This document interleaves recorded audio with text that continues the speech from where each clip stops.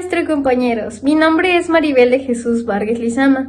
El día de hoy les presentaré un video acerca de la caída del muro de Berlín. Para entender la grandeza detrás de la caída del muro de Berlín, hay que remontarnos en el pasado. Alemania pierde la Primera Guerra Mundial. Pasan unos años, surgen los nazis queriendo regresar la gloria a su país, pero como todos ya sabemos, también perdieron la Segunda Guerra Mundial. Pero en esta ocasión, el país queda dividido. Por un lado, la Unión Soviética con el sistema comunista, y en la otra mitad es ocupado por Estados Unidos, Gran Bretaña y Francia con el liberalismo capitalista.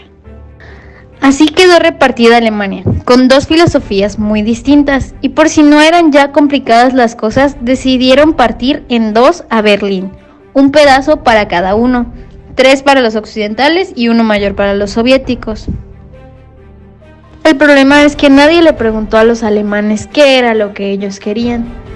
Bien, tu familia podría quedar del otro lado o tú podrías quedar en la filosofía incorrecta. Los alemanes del lado oriental, controlado por la Unión Soviética, comenzaron a protestar, pues no les gustaban las reglas de su nuevo gobierno. Sin embargo, esto no le interesaba mucho a los soviéticos, entonces lo reprimieron a la fuerza. El lado comunista, irónicamente, pasó a llamarse República Democrática Alemana, aunque de democracia no había. Por el otro lado, quedaron como la RFA, República Federal Alemana.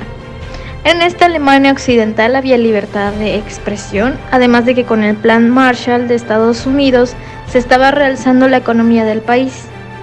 En cambio, las reglas sociales y políticas del lado oriental eran mucho más estrictas, y su economía planificada no ayudaba mucho. Por eso no es una sorpresa que los alemanes quisieran emigrar del lado oriental al occidental. Por este motivo se reforzaron las fronteras y solo se podía pasar con un permiso especial. La economía de los soviéticos comenzaba a colapsar, y a pesar de que en junio de 1961 trataron de ocultar sus intenciones de construir un muro, 2 veces después las cosas cambiaron. El 11 de agosto de 1961, la Cámara Popular del Parlamento de la RDA anunciaría que tomarían medidas. No tardaron mucho, pues el 12 de agosto construyeron un muro provisional hecho de alambrado de 155 kilómetros. Miles de soldados de las fuerzas soviéticas comenzaron a custodiar los muros y habían torres de vigilancia.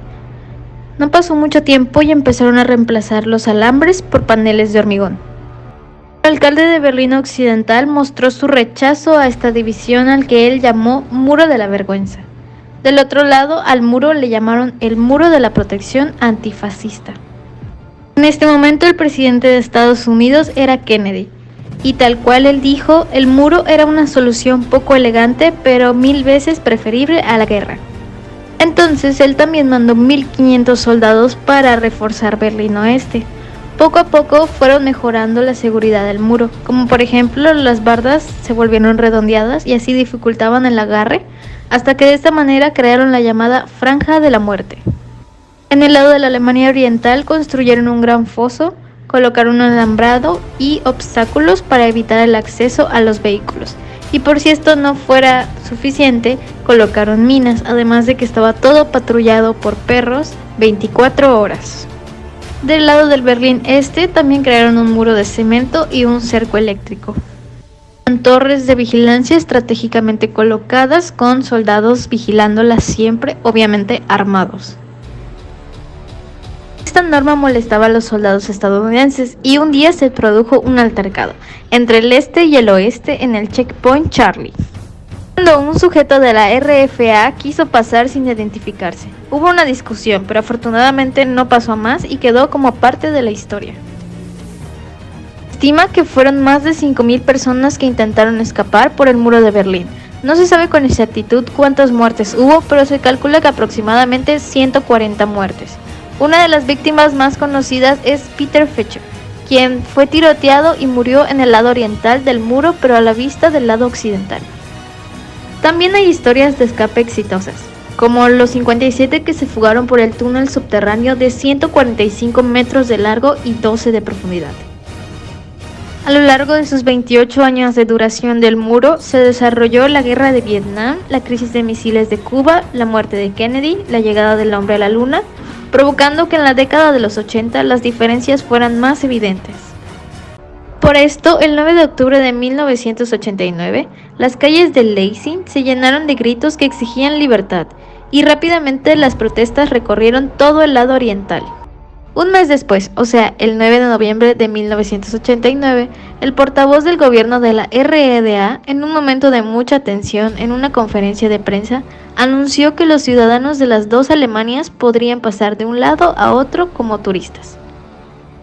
En este momento, un periodista le preguntó cuál sería la fecha en la que esto estaría permitido, y su respuesta fue inmediatamente. Poco después, los ciudadanos estaban frente al muro exigiendo que les abran las puertas.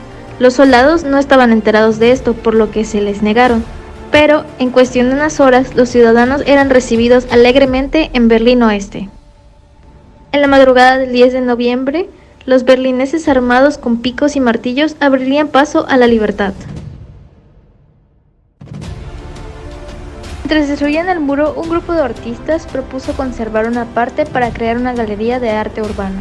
Actualmente se encuentra en la zona conocida como East Side Gallery, en donde queda 1 kilómetro de muro decorado con pinturas relacionadas a esa época.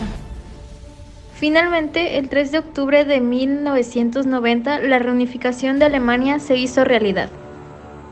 La caída del muro de Berlín se considera un símbolo del fin de la Guerra Fría. Poco a poco, el bastión comunista en Europa se fue derribando y en 1991 la Unión Soviética fue oficialmente disuelta.